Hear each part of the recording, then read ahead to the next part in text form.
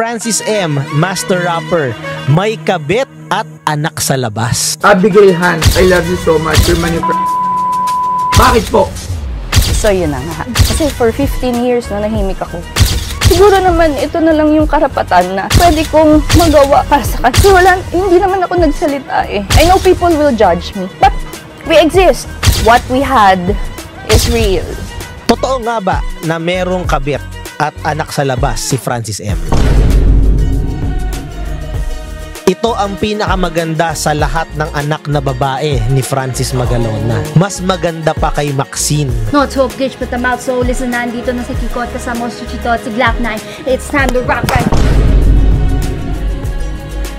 Pag rockstar, ibig sabihin, babaero. Chito Miranda, babaero. Bupols ba ang mga Pinoy, ang mga lalaki? Kaya sila nauhumaling sa pangbababae?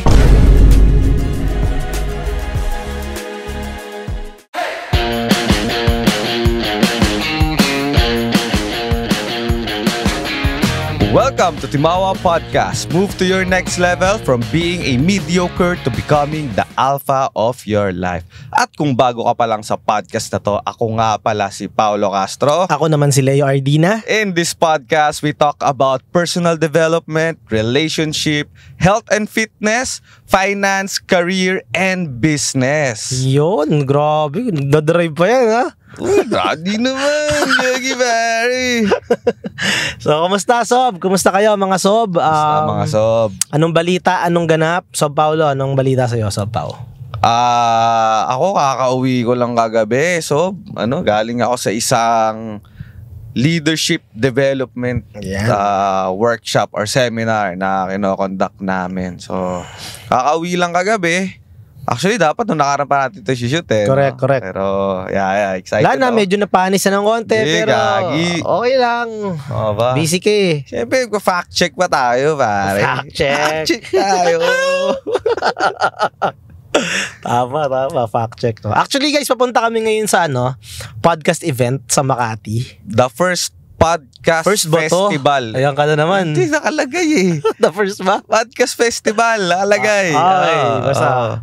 Podcast Festival, magsasama-sama ang mga podcaster sa Pilipinas at nandyan na yung mga idol sa podcast na magasalita mamaya. Uy, isa na nga doon si Sino? Sab Magalona. Mamaya? Yeah, Jim and Sab. Nandyan. Mamaya interviewin natin kasi in relation to our topic today, guys. Yan ang pag-uusapan natin. Isa yan sa pag-uusapan natin. Mainit-init na balita. No? Na kabit ni Francis M, lumitaw na, may kasamang anak pa. Uy, grabe naman. Wala ko nangangamusta ka pa lang. Mainit ka naman. Hindi na. Rekta na.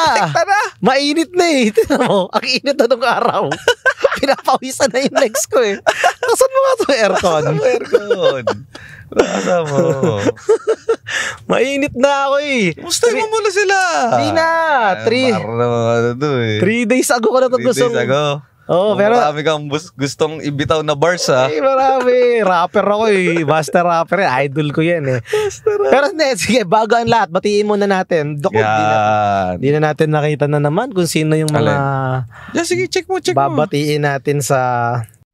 Aside sa pagiging host ng Timawa Podcast, our main source of income is being an investment consultant in the finance industry. Kung gusto mo ng side hustle at maging part ng organization namin, click the link in the bio of our TikTok profile at mag-register sa career opportunity and side hustle. We are excited to see you and become part of our organization. Oo nga pala guys, nagse-celebrate nga pala ang Timawa Podcast, ang ating community kasi meron na tayong more than 3,000 subscribers sa ating YouTube channel. Kaya naman taos puso po kaming nagpapasalamat sa lahat ng sumusuporta sa Timawa Podcast. Maraming salamat mga Sob for supporting us, listening to us, and learning with us, no? Ito yung ito yung parang drive and talaga namin dito parang gas namin dito ni Pao kasi di pa naman kami kumikita ng malaki dito, di ba? So kaka-start pa lang namin mag-monetize. Pero nag-monetize na. Meron na. Di ba? Nagsisimula na. Pero for now, happy kami no, na yung mga nakikinig, mga nagme-message. Kagaya na lang ni Sino yan? Arc8046. Shout out sa'yo, no? Shout out. Siya yung nanalo ng ating last Timawa Podcast sticker. Nag-message siya, boss. Sabi niya, sir, boss Sob, paano ko po makukuha? Ano Sabi ko, tagasan po kayo, ano pong location? North Cotabato, boss. Legit. North Cotabato, nakakarating doon yung content natin. Boss, legit. Sabi ko nga, wow, umaabot pala ang Timawa Podcast dyan. No? Nakakatuwa naman, nakakataba ng puso. So, sabi ko, itry namin ipadala dyan ng LBC. Baka kaya. No, gagawa namin ng paraan yan, Sob Arc, no, mabuhay ka. Maraming salamat sa iyo. Salamat sa suporta mo pwede kang maging president ng Timawa Podcast Mindanao branch. Mindanao ba yan? Mindanao yun no? Mindanao. So, kung gusto mo nyo guys manalo ng Timawa Podcast sticker, later meron kaming magic word, secret word, code, no, na ilalapag. Ang kailangan mo lang gawin ay i-comment siya sa comment section. And then, make sure to like, follow and subscribe to our TikTok, Facebook, Instagram, Spotify, and especially our YouTube channel. Tapos, i-share mo tong episode na to sa Facebook mo. Tag 3 people, tag 3 friends, at kung sino yung may pinakamagandang caption na learning niya about this video ay mananalo ng Timawa Podcast sticker. Yun. Diba? Yung sticker, yung logo namin yun, guys, no? Certified Timawa ka pag meron ganyan. Pwede mo dikit kahit saan. Pwede. So ito na nga, Sob, mainit-init pa ang issue. Ano yan? Talagang usapan ng buong netizen na si Francis M, master rapper, may kabit at anak sa labas. Grabe naman. Grabe, di ba? Lumantad na. Shucks. Rest in peace, master rapper. Rest in peace. Idol natin yan, guys. Idol natin yan. Nakalampag siguro yung ano niya, ang pamamahinga niya. No, but ito ang usap-usapan ngayon ng taong bayan, no? Correct. Dahil mainit talaga ang issue. Daming nagko-comment, daming nag-share, nagbibigay ng kanilang mga opinion. Iba't ibang opinion, actually mixed opinions. Mixed opinions Oo, and feelings dito ang mga netizen. So, pag-usapan natin 'yan, no? Pero bakit nga ba natin siya pag-uusapan? Bakit nga ba, Sob? Yeah, so sa episode na to, pag-uusapan natin kung totoo nga ba na merong kabit at anak sa labas si Francis M. Yan. Diba? Kasi for me, ako ayoko munang mag-judge kasi do kamukhang kamukha. Boss, syempre, madali naman mag-claim. Correct. Kahit ba naman may picture kayo Diba? Kahit may picture pa na kumakalat, hindi pa rin yan final kung unless i-test. Diba? Pag-usapan na rin natin, so, bupols ba ang mga Pinoy, ang mga lalaki, kaya sila nahuhumaling sa pangbababae? Bupols yan.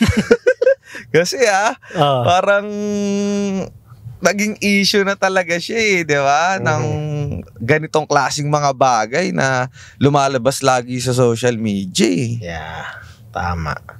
And of course, pag-usapan na rin natin kung ano ba yung mga ways or tip natin, no? Kung paano ba makakaiwas sa pambababae. Paano ba?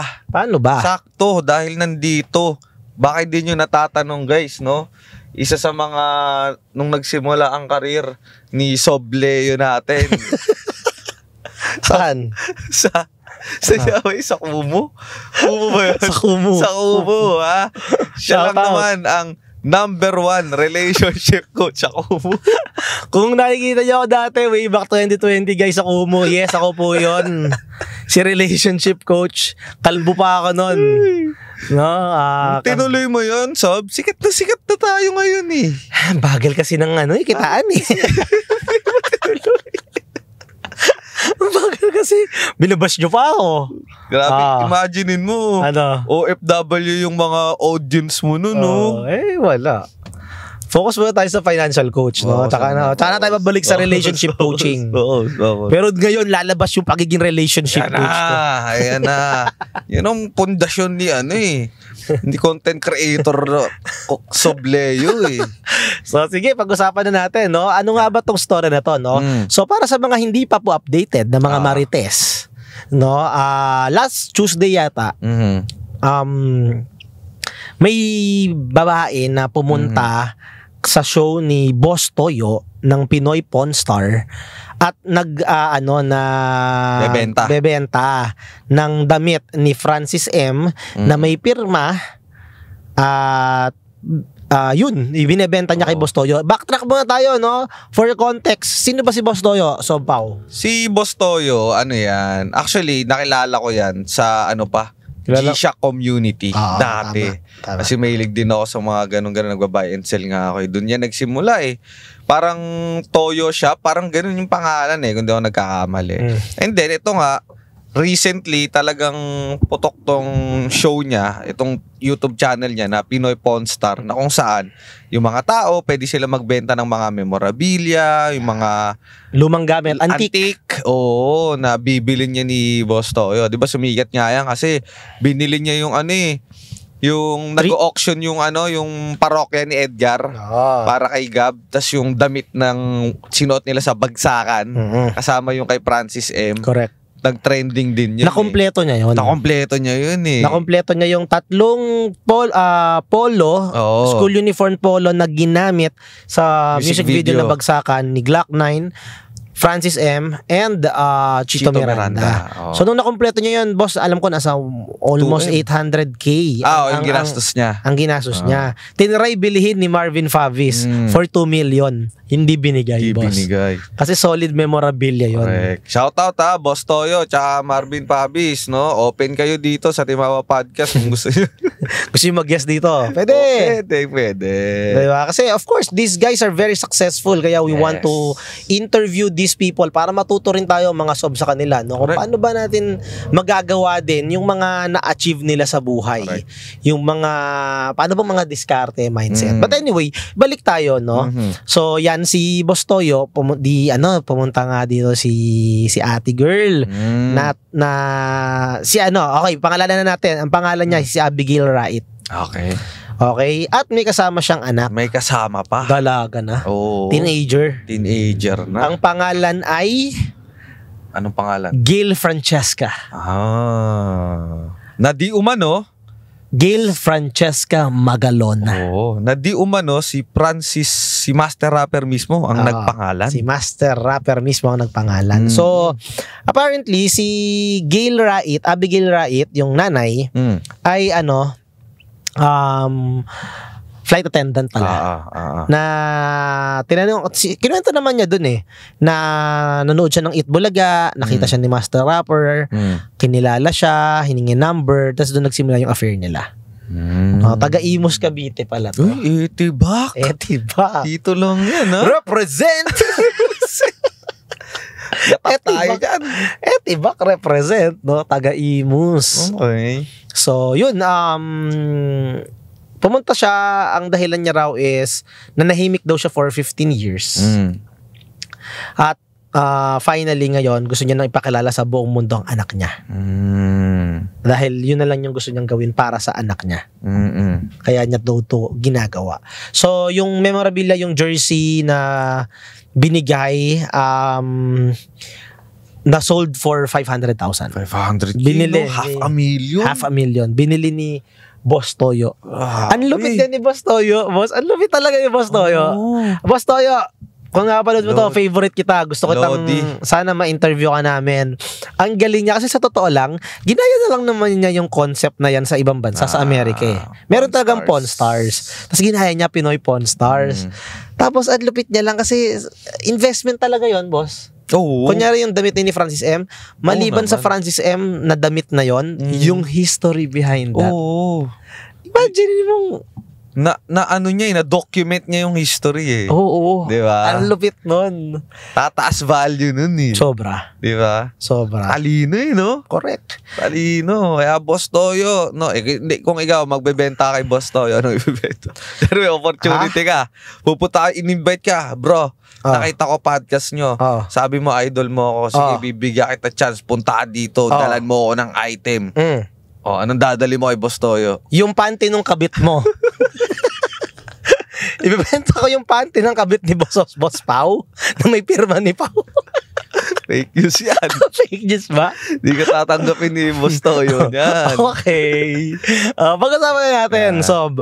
Ano bang thoughts mo dito sa issue na to? Ano bang thoughts mo dito sa mga nangyari na yan? Okay, sige. So, disclaimer lang, no, hindi namin to pinag-uusapan para lang maka-chismis, alam mo yun, para lang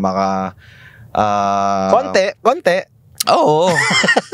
Pero the reason why pinag-uusapan natin to, kasi importanteng topic to sa society eh. Yeah. 'Di ba? Yung sa pamilya, mga affairs, sa mga kalalakihan, importante to, especially, most importantly, yung trust, diba? Ito yung foundation kasi nito eh. Bakit nagkakagano to? But going back, dun nga sa tanong mo, no? Ano bang thoughts ko dyan? Nakakatawa eh. Alam mo, Sob, na-realize ko lang na sobrang kakaiba talaga ng mga Pilipino. Bakit? Ask me why. Why? Kasi sa ibang bansa, para malaman kung tunay ka bang anak ng isang tao, anong gagawin sa ibang bansa? DNA. DNA test. DNA test. Dito, sa Pilipinas, para malaman kung tunay kang anak ng isang tao, for example, si Master Rapper Francis Kiko Magalona, alam mo ginawa? Pinagrap. Ano? Pinagrap. Pinagrap. Pinagrap.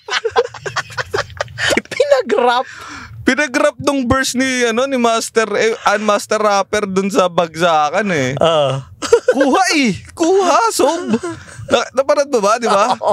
In reason mo, maximum pack or the 44 Magnum. Baka naka ni Francis M. Parang nga eh. Medyo Pinagrap. Kakaiba talaga mga Pilipino. Hindi, nakita ko lang yun sa isang comment. Ang talino nyo talaga. Iba kayo. Ano nga thoughts mo? Hindi, actually nagulat ako. So, kasi si Francis M kasi, parang buong family niya kasi nasa almost showbiz na rin eh. No? Oo. From tatay pa niya. Oo, from tatay pa niya, di ba? Tapos Pancho Magalona. Eh, syempre tayo, frustrated rapper tayo eh, di ba? So, isa yun sa mga idol natin. Ikaw lang frustrated. Kasi ako di pa ako sumusuko eh. Ganun? Di pa, boss. Sampulan mo. Sampulan mo. Nagulat ako, honestly, kasi parang knowing the man, knowing his history, parang, alam mo yun, nakita ko siya as sobrang family guy talaga eh. Na dedicated sa pamilya niya. Okay. Na dami nilang anak eh. Ilan anak nila? 7? 7 or 8. Oo, basta marami silang anak ni Pia eh, di ba? So, Guanyo? Hindi. Sino? Magalona, syempre. Okay. Na, alam mo yun, parang, ewan ko sa memory ko lang to parang wala namang naging controversy when it comes to their relationship nung nabubuhay pa si Master Rapper. Magaling magtago eh. Ay, ganun? Hindi naman lalabas yan kung hindi lumabas yung babae. No. Kung buhay si Master Rapper, hindi lumabas yan. Ganun? Hindi yan lalabas kung buhay. Bakit naman? Mapipigilan niya. Wala na eh. Lumabas na eh. Kaya nga. Diba? So, yun nga. So, nakulat, sobrang shock ako na... Talaga ba? Legit ba yung mga pinagsasabi mo? Hindi, sige. Ako, boss, in contrary naman to yun. Hindi na ako nagulat. Bakit? Rockstar yan eh. Kumbaga parang, I'm not judge... ibig sige sabihin na, nanjudge na ako. Okay na, nanjudge na ako. Ibig sabihin. Hindi rockstar, ibig sabihin, babaero. If you want to learn more how to manage your finances well and start investing to grow your money, punta ka lang sa aming TikTok channel at Timawa Podcast and then click the link in our bio. Tap mo tong free financial and investment consultation, register to this form, and then wait for the call of our team para ma-schedule namin yung free consultation mo. Be more responsible with your finances with Timawa Podcast. Hindi naman, pero may possibility. Kasi exposed ka sa temptation. 'Di ba? Parang syempre gig. A lot of women are admiring you. A lot of men are idolizing you. So, meron nga dyan, binabatuhan pa ng mga bra tsaka panty habang nagpe-perform eh. So, hindi ako magugulat dahil na-expose siya sa temptation. Diba? Hindi ko sinabing lahat ng rapper. Ibig sabihin si Chito Miranda, babaero. Wala ko sinabi. Glock 9, babaero. hindi ko sinabi. Hindi naman. Pero expose sila. Kumbaga, tumataas yung chance. Na magkaroon ng affair. So kung nyari, lalabas one time na si Chito Miranda, meron ding kabet at meron ding anak sa labas, hindi na ako magugulat. Kasi expose eh. Yun nga house band, nakakapang babae pa eh. Sino? May ganyan na. Sino? Pinapakain ka na lang ng asawa mo. Asawa mo na babae na naghahanap buhay para sa pamilya nyo, nang bababae ka pa. May ganyan, boss. Ang tigas ng mukha. Hindi ko alam. Pero may nababalitaan. Merong ganyan. Okay. Nasa bahay na yun, ha? Yun pa, siya kumikita ng malaki. Lumalabas lagi. Tsaka lumalabas lagi yan. Sikat siya, rockstar siya. So, hindi malayo. Hindi malayo. Gets ko yung point mo. Ang tanong ko sa'yo, anong thoughts mo dun sa babae? Na ngayon lang, lumabas? Or basta thoughts ko sa babae? Whatever, dito sa issue. Well, sabi niya kasi dun, so, ito pa isa nakakatawa. Sabi niya kasi dun, sa loob ng 15 years na nahimik ako. Parang gano'n, di ba? Aba, dapat lang manahimik ka. Tapos may nag-comment. Aba, dapat lang manahimik ka. Kabit ka nga eh. Homewrecker ka nga eh. Tapos, ito mas... Ang lupit nung nabasa ko diyang, yung comment. Sabi niya, parang... dapat lang na nahimik ka for 15 years kasi in the first place, dapat nga hindi ka lumabas. Dahil kabit ka. So, parang it's a no-brainer. Correct. Never ka dapat lumabas. So, parang, kasi ang dating parang biktima ka pa. 'Di ba? Okay lang sana kung lumabas ka dahil biktima ka, dahil ni-rape ka. Hindi ka naman ni-rape eh. Una sa lahat, alam mong may pamilya yung tao. Alam mong kung ano yung pinapasok mo. 'Di ba? So parang ako for me, anong point nitong ginawa mo? Maliban sa isa lang nakikita ko. Attention. Gustong sumikat. Gusto mong sumikat yung anak mo. Gusto maging famous. Gusto mabigyan ng break. Kasi may tsura din eh. Which in that part I understand. 'Di ba? Syempre benefit na niya. Correct. Yun nga. Ang sasabihin ko nga dyan sa sinabi mo, agree naman ako sa'yo na yun nga, hindi tama ang cheating, no, and never will. Pero, ayun nga parang siguro kaya niya to ginawa para sa, sinabi niya naman doon, no, na para sa anak niya to.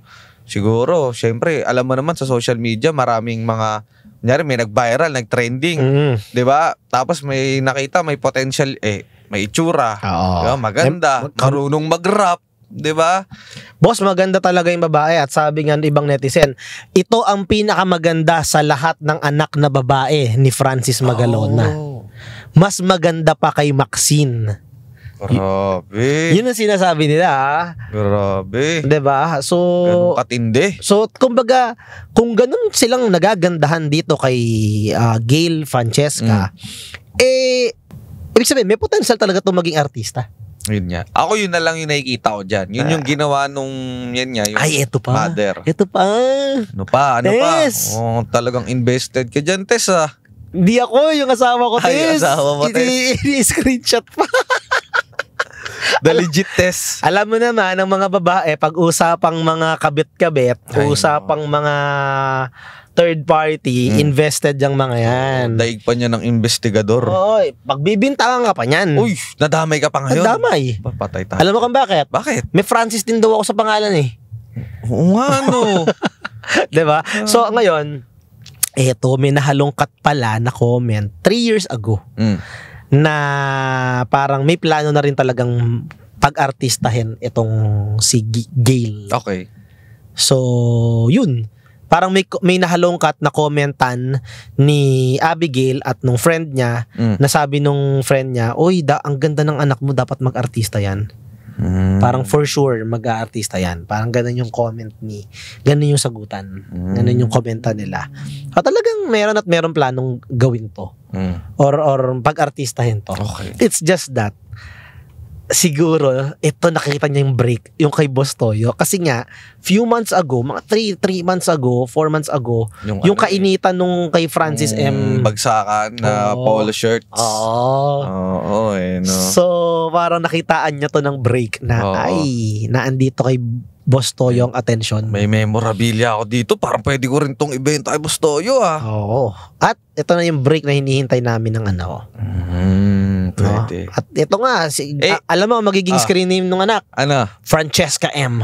Ay, pwede. Panis. Pwede, no? Nahiya si Maxine. Tsaka si Sab. Francesca M. Ikaw ba? Anong thoughts mo ba? Sa tingin mo ba?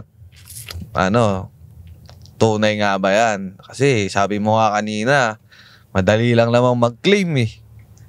Yeah. Hindi. Isa lang naman ng way para malaman natin, ipa-DNA test. Hindi yung pagrarap? Di ba yan? Hindi yung pagrarap. Okay. Hayop na yan. Kahit ako, kaya ko yun eh. And then, usi yung in-gram chickens on the maximum. Grabe naman yung mga bars mo doon, Lods. Bakit? Gulat ako sa'yo eh. Dali-dali nun eh. Parang, baka anak ka rin ni Francis M, kaya may Francis ka. Kaya nga. So, anyway, hindi papatulan ni Francis M nanay ko, medyo mas matanda na sa kanya yun eh. Eto, palumpalubos eh, lalo na nung kabataan. O syempre, flight attendant eh. May tsura talaga. Correct. Diba? So, anyway. So, yun nga. Ako, ang thoughts ko dito, yun. Parang for me, dun sa kay Abigail, yung babae, parang, bakit ka pa lumabas? Parang ako tuloy, naawa ako sa pamilya. Tsaka naawa ako kay Francis M. Kasi nananahimik na yun, boss. Nakalampag pa yung kaluluwa na parang shocks. Napag-usapan pa yung pamilya ko. Ngayon kung totoo man na yan nga, ginamit niya tong opportunity na to para yun, ma-jumpstart yung career nung anak niya, baga, practicality-wise, sa pagiging nanay, wise yun, di ba? Pero, gets ko yun. Pero kasi, parang, hindi mo na kinonsider yung pamilya ni Francis M. na in the first place, dati pa lang, inagrabyado mo na ngayon eh. Kaya nga eh. Tsaka imagine mo, boss, ganito pala ang epekto ng social media sa isang tao. Kumbaga, pati yung mga ganyang klaseng values, lulunukin mo na lang. Correct. Matindi yan. Diba? Kasi kunyari, imaginein mo ikaw yung asawa, ikaw si Pia, or yung mga anak. Though meron ng balita na ito naman daw ay noon sumingaw na, alam na rin daw to dati pa. Alam na raw to nung pamilya. Kasi by the way guys nung mga time na to, ito yung mga panahon din pala na na-diagnose ng cancer si Francis M. So namatay si Francis M nang hindi sila naghiwalay nung babae. Okay sila. Sila pa din. Walang So talaga may relationship, hindi siya one night stand, talagang may relationship, ibinahay, sinustentuhan, kinilala yung anak.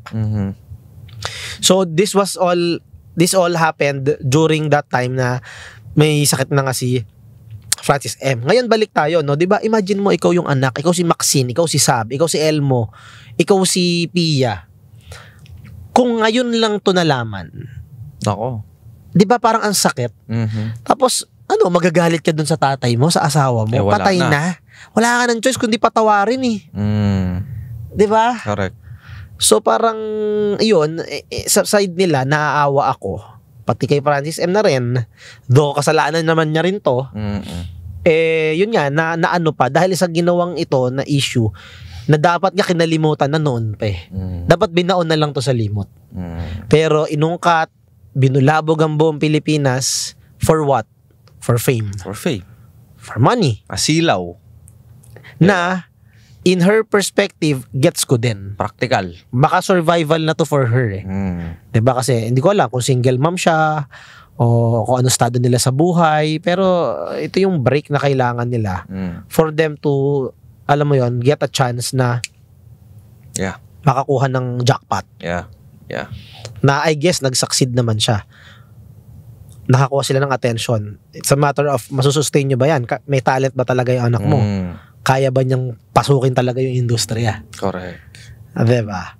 So, speaking of attention, ano nga bang masasabi natin dito pagdating sa pambababae? Yan. Bopols nga ba, Sob, ang mga Pinoy, kaya nila laging nauhumaling sa pambababae? Ikaw ba, anong masasabi mo dyan? Bopols ba ang mga lalaki kaya sila nagmababae? For me, oo. Bakit? Bopols. Bakit? Hindi. Kasi, ito for me, hindi ako against sa mga lalaki na may multiple wives. Kaya, kunyari, mga Muslim, yun yung beliefs nila eh. Diba? Saan kayo ng belief ba to? Sa Katoliko, sa Christian? Itong ganitong belief. So, meaning ko, kung ano yung pinaniwalaan mong relihiyon or belief, panindigan mo. Okay. Hindi yung, kumbaga kung Muslim ka, tanggap yan eh. Wala naman pumapalag sa Muslim na may multiple wives. Eto, kaya dito, nalupitan ako dito nung napanood ko to, si Bugoy na Koy Koy. Shout out Bugoy na Koy Koy. Shout out. So, yan yung way of living niya, which I respect. I don't judge. It's not my perspective kasi ako Christian ako, Katoliko ako. Ang perspective ko or ang beliefs ko, ang pinaniniwalaan ko, isa lang yung asawa ko. Isa lang dapat. Hindi ako dapat mag-cheat. No? But ito, si Bugoy na Koy Koy, vocal siya na ito yung preference ko. Ito yung way of living ko. Marami nga dyan na mga akala mo kung sinong katitino, na family guy, sumisimba every linggo. Pero dalin mo sa Makati Ave, lalabasan to din na ugali niyan. Dalin mo sa Malate. Sino? Di nga, in general. In general, okay. Ito si Chismoso eh. Sorry. Medyo na ako dun eh. Okay. So, tuloy. So, dalhin mo sa sa mga biglang nag-iiba, no? Oo, 'di ba? Dali mo sa nakawala sa hawla. Oo. 'Di ba? Parang sinasabi niya, alam nyo, marami namang lalaki, mga anong bababae din yan. Bigyan niya ng pagkakataon, mga babae din yan eh. 'Di ba? Pero kumbaga siya, honest siya. So kaya tsaka yung mga babae niya, alam, oo. Klaro. Walang niloloko. Okay. Walang niloloko. So for me, I'm not against those people. I don't judge them. Ako, against ako dun sa mga tao na pinili mo tong maybe religion na to, maybe itong belief na to, or sumumpa ka dito kayo nagpakasal. Baga yun yung pinapakita mo sa sa tao sa paligid mo na eto ka. Oo. Isa lang, pero behind the scenes, hindi pala. Tapos mag-cheat ka. Yun yung ayaw mo. Oo. Okay. Hindi naman sa ayaw, hindi ko lang siya preference. Oo. Ayaw mo, hindi mo nga preference eh. Sabi mo, ayaw mo. Gusto ko din eh. Yung pala. Joke lang. Oo, yun. Ayoko. Hindi ko preference. Hindi ko siya gagawin. Hindi. So, yun. Ngayon, ang tanong ko sa'yo, boss. Ano naman kaya, ikaw pala, ano mo nasagot mo doon? Sagutin mo muna yun. Bopols ba ang mga Pinoy? Lalaki? Oo. Kung nag-e-enjoy ka sa mga ganitong klaseng content, like and subscribe in our YouTube channel at Timawa Podcast. At kung sa Spotify ka naman nakikinig, i-rate mo naman ng 5-star ang podcast namin if you find value in what we do. Makikita mo rin kami sa Facebook and Instagram at pwede ka ring mag-join sa community namin sa Facebook called Men's Self-Improvement. Doon makakausap mo kami at ang mga iba pang members ng community natin that is supporting one another to move to their next level. Back to the podcast. Para sa akin, boss, Hindi Bopols. Okay. Para sa'yo, Bopols? Hindi Bopols. Bakit? Hindi Bopols ang mga Pinoy o mga lalaki. It's just that, ano sila, ano tayo eh. Mautak nga eh, mautak. Yun nga yung sasabihin ko eh. Mautak ang mga lalaki. So, anong ibig sabihin? For example, mautak sila kasi nga yun, kunyari yan, hindi naman sumingaw yan noon. Ngayon lang lumabas yan kay Francis M. nung wala na siya. Pero kung nandiyan yan si Francis M, baka nagawa niya pa ng paraan yan diba? So ngayon, matalino yan, madaming magagawang excuse. Oo, matalino eh. May lulusot eh, diba? So, hindi Bopols ang mga Pilipino. Madiskarte pagdating sa ganyan. Huwag Pilipino, mga lalaki. Mga lalaki. Mga lalaki. Pero, mali pa din yan. Ako, para sa akin, X din ako sa cheating at hindi yan magiging tama kailanman. Correct. The reason why, feeling ko nga na yan, napupunta sa ganyang sitwasyon, isang lalaki, siguro kasi, dun sa open communication nila nung partner niya, baka hindi ganun kasolid. So, sinasabi mo ba na may kasalanan din si Pia kaya ng babae si Francis M? Possibly may kasalanan din siya. May contribution siya. May contribution siya dito. Kasi nga, kumbaga, hindi naman yan, maghahanap sa iba kung ikaw mismo, nabibigay mo lahat ng pangangailangan ng partner mo or napag-uusapan nyo yung mga bagay-bagay na yan. Diba? So parang sinasabi mo dito na may pagkukulang si Pia kay Francis M, kaya din niya nagawa ni Francis M na mambabae. Possibly. Ngayon, ang sinasabi mong solusyon is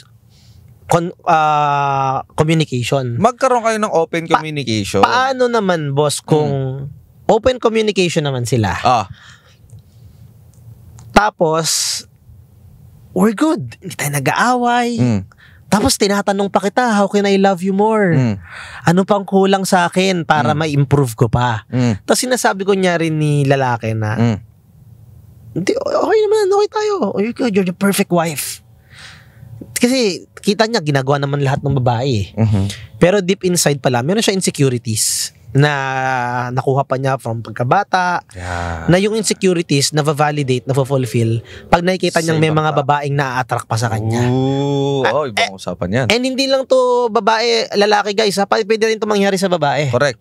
Paano kung ganon na ginawa naman ng lahat ni kunyari ni Pia para kay Francis M, lahat naman ay binigay, open communication, kaso it's just that hindi nagsasabi si Kiko sa kanya kasi okay naman nga, pero deep inside insecure pala siya at nakukuha niya yung validation sa kabit, sa babae, na kahit may asawa na ako, girls want me, they want me. Paano yun? Meron pa rin ba siyang kasalanan doon? May contribution pa rin ba siya doon? Sino? Si Pia. Guanyo? Ano? Ano sagot mo doon? Well, sa ganyang klaseng may contribution siya. Okay. In a way. Feeling ko kasi sa lahat ng choices mo sa buhay, meron laging yung price and benefits. Okay.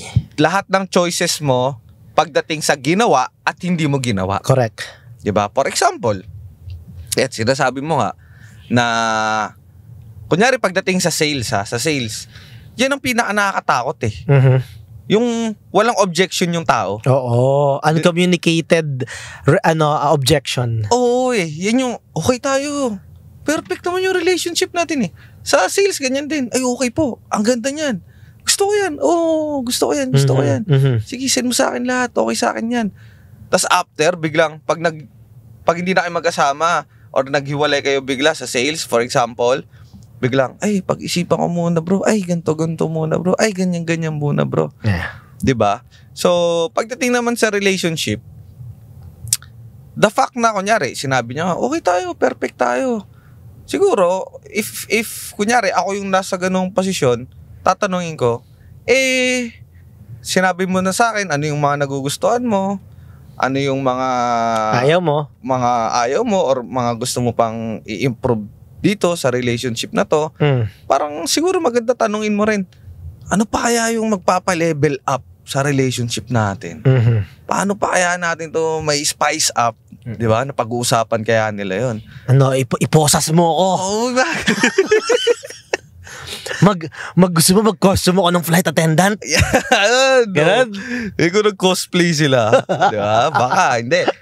Kidding aside, importante kasi, remember guys hindi lang, kunyari, sa isang, pag nagtatrabaho ka, career, di ba? Gusto mo mag-level up, ano ibig sabihin ng level up sa career? Napopromote ka. Yeah. Di ba?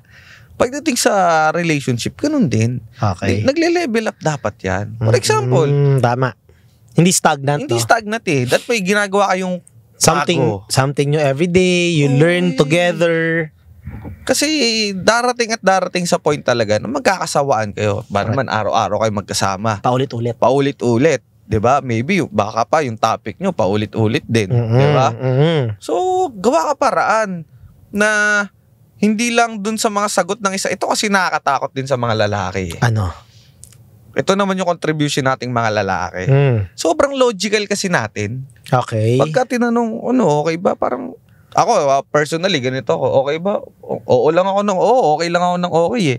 Hindi ko na masyado iniisipan. Kasi logically, okay naman eh. 'Di ba? Hindi ko masyado nagagamitan ng emosyon. Hindi katulad ng babae. Sila naman, more on emotion sila eh. 'Di ba? Hindi natatouch yung feminine side. Pagdating naman sa mga lalaki, kailangan mag-contribute ka din. Kung paano nyo i-mix, i-spice up yung relationship. So, sabi nga, di ba, it takes two to tango. So, kailangan talaga, dun sa tanong mo, mag-level up pati relationship po, nile-level up. Parang pinopromote nyo yung isa't isa. Correct. Yeah, so yan ang tip namin, no? Sa hindi lang sa mga lalaki, pati sa mga babae, para maiwasan yung mag-cheat yung partner nyo or ikaw mag-cheat ka din, maiwasan mo mang babae, maiwasan mo mang lalaki. On point ka doon, Sobpaw. You guys need, number one is open communication. Constant communication. Yes. Kami nagaganyan kami ng asawa ko Nag-uusap kami lagi ng parang upo tayo, let's talk about our relationship. Ano nangyayari sa atin? Okay ba tayo? May problema ba tayo? Ano yung pwede kong i-improve? Kasi, kunyari, yung brief ko, nilalagay ko na siya sa hamper. Okay naman na. Yung bowl, pinupunasan ko na. Pagkatapos kung namabawasan ng inis niya. Vice versa, diba? Yeah. So, na-eliminate yung mga kinakainisan nyo sa isa't isa. That's one way to improve your relationship. Now, hindi pa rin siya enough. Minsan, kahit wala kayong pinag-aawayan or yun nga, uncommunicated, pwedeng may kulang pa din eh. Diba? Maybe, kailangan yung dagdagan ng spice sa sex life nyong dalawa, sa pamilya, and mag-travel kayo. Adventure kayo together, learn something new together, maybe mag-aral kayo ng sports, mag-aral kayo ng free diving. Yan, isa sa mga inaral namin yan ng wife ko, kaya parang lagi kaming merong, alam mo yun, lagi kaming merong inaaral everyday. Or constantly we are learning something, maybe sports, maybe activity or travel together. Para parang laging may bago, hindi kayo nagiging stagnant yung relationship. Correct. And of course, always putting God, kung sino man pinapaniwalaan mo, si Allah, si God, si Buddha, kung sino man yan, yung higher source mo na pinaniniwalaan mo, put him in the middle of your relationship. Diba? Tsaka, lalo na kung may anak ka, consider mo din yun. No? Kasi ako, boss, sa ganung point ako na parang hindi worth it ang kahit ano or kahit ganong kaganda ng babae para ipagpalit ko dito sa meron ako ngayon. Kasi napakaayos ng family ko ngayon eh. Meron ako anak na napaka-pogi, napaka-talented. Lucio boy. Meron akong asawa na napaka-understanding. Meron akong parating pa ngayon na anak. Yan na. Tapos parang iba na alawi. Iba na alawi. Pass yan. Autopass. Titingin ako pero hindi ako makikipag Silip lang. Pia Wurtzbach, mga ganyan. Sisilip lang, pero Miss Universe hindi... yan ha, Miss Universe yan. Sisilip lang, pero hindi lang. titikim. Cheating ba yan pag sumilip ka? Hindi ko sure eh. Comment nyo nga guys. O, hindi na rin ako sisilip. Hindi na rin. Hindi na rin. Kung cheating yan, hindi na rin. Angelina Jolie nung prime niya. Angelina Jolie yan ha. Di pa rin. Hindi pa rin. Oo. Okay. Hindi, para sa akin kasi, boss, kidding aside, no? Parang overrated kasi yung sex. Correct. Kunyari ngayon, guys, gigil na gigil kayo. Gigil na gigil kayo sa bahay. Tarang gusto mong makasex siya. After nun, ano na? Worth it ba yung kapalit? Pagka-release mo niyan, nabuwasan na yung gana mo dun sa babae. Oo. Tapos, mapapalitan siya ng guilt. Guilty ka eh. Pagkaharap mo yung asawa mo, paranoid ka. May hiya ka ngayon, may shame ka ngayon. May shame ka. Nahiya Tapos, ka. paranoid ka din na, shucks, baka malaman, baka makita yung phone ko. May ganun ka eh. Worth ba yun? Yung energy na yun? Correct. Para sa isang gabi ng ganun, 'di ba? Or 'di ba? Yun yung point ko. Parang hindi siya worth it. So i-take into consideration mo rin yung Effect.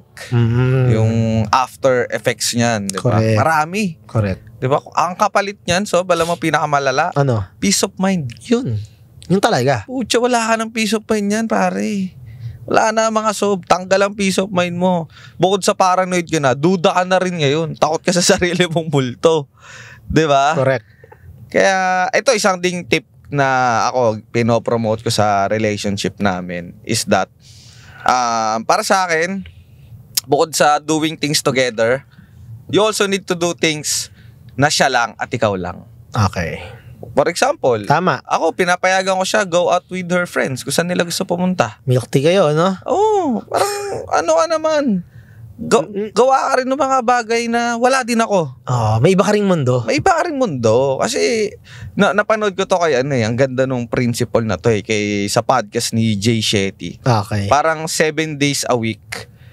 Meron dong mga times na kunyari, syempre bibigay ka ng isang araw nyo together with your sa pinapaniwalaan mo tayo kay God, 'di ba? Yeah. May isang araw doon na doing things together. May isang araw doon doing things together with your family. May isang araw doon doing things together with your friends. And then yung mga natitirang araw doing things separately naman. Yan, dyan mo mababae. Ha? Dyan mo mababae. Wag ganun. Huwag ganun. Hindi dapat gano'n. Hindi dapat. Ano pwedeng alternative? Dami. Ano? Dami. Kunyari, tayo mga lalaki. Di ba? Beer house. Ano? Ano ba yung beer house? Di ako familiar dyan eh. Di, for example, tayo mga lalaki, di ba? Nagbabasketball naman tayo, di natin kasama mga jowa natin. Correct. Pupunta tayo dyan, naglalaro tayo sa Yeah. Di ba? Golf. Sports, yan. Alam mo yun, total sila, maboboard lang din naman sila doon, magsa-cellphone lang din sila. O di, habang tayo, nagbabasketball kayo, panils kayo, sama-sama kayo, panils kayo. Hindi yung lagi kayong magkayup-yup. Kaya nagkakasawaan eh. Galaw nung, ako dami kong pagkasabihin na ganyan ng mga minimentoran ko mga lalaki, tsaka mga babae na din. Di relationship coach Leo. Diba? Diba parang, kayo ba, may pinag-uusapan pa ba kayo na hindi nyo alam na agad ng isa't isa? Kasi lagi na lang kayo magkasama eh. So, wala na kayo mapagkwentuhan. Correct. Imaginein mo yung excitement na pagkukwentuhan, no? Marami kang makukwento kasi hindi nga kayo magkasama eh. Oo. Ito nga si ganito, ito si ganyan, nag-basketball kami, ganyan. Yes. Tapos siya rin, may kwento niya rin. Diba? Hindi katulad pag magkasama kayo, ano pang pagkukwentuhan nyo pag uwi? Magkasama na nga kayo lagi sa event. Diba? Nakakatulong din yan, guys. Doing things na hindi kayo magkasama. Correct. Na bukod sa merong kayo or tayo, meron pa rin siya at ikaw. May separate pa rin yun eh. Diba? Yeah. Tapos nagiging pag pinagsama yun, mas nagiging solid kayo together. So, yan. Nagiging relationship podcast na tayo, no? Kaya nga eh, no? Parang ganda ship ng topic. Yung mga gantong topic talaga. Kasalanan mo to, Boss Toyo. Boss Toyo, ikaw talaga, Boss Toyo. Speaking of Boss Toyo, idol natin yan, no? Favorite ko manood yan. Lagi ako nanonood yan. Ito yung secret word natin. Anong secret word? Itag nyo si Boss Toyo sa comment section. Tag nyo. I-mention nyo si Boss Toyo sa comment section nitong Timawa Podcast. Yun ang secret word natin. Itag nyo si Boss Toyo. At Boss Toyo. Diba? Soon, Boss Toyo, sana. May Soon. imbitahan mo kami dyan. May re-rebuilding kabit si Soblay. Di ba yun? Wala. Yung panty maganit na. Antik eh. Antik. Diba? So, yun. If you want to collaborate with us promoting your brand, business, product, or service, email us at timawaph@gmail.com. We're very excited to collaborate with you.